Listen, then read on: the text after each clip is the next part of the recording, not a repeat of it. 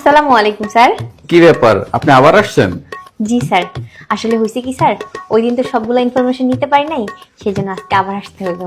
জি বলেন। স্যার, আপনার বাবার নাম যেন কি? জোর জবরদস্তি। না না স্যার, আমি আসলে জোর জবরদস্তি করতেছি না, আমি জিজ্ঞেস করেছি যে আপনার বাবার নামটা কি। আপনি বুঝতেছেন না, আমার বাবার নাম জোর জবরদস্তি। জি স্যার। স্যার, আপনার মার নাম যেন কি? অ্যাটম বেগম।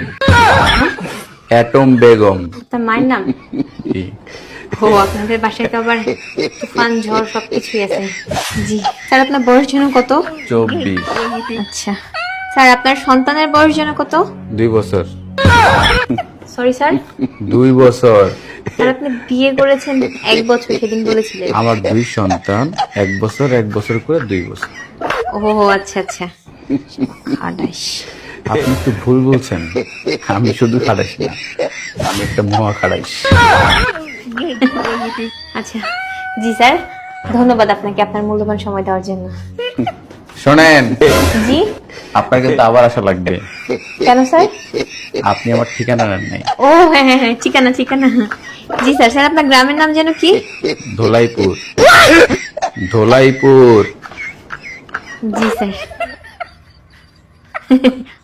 স্যার, আপনাদের পোস্ট অফিস? রামধোলাইপুর।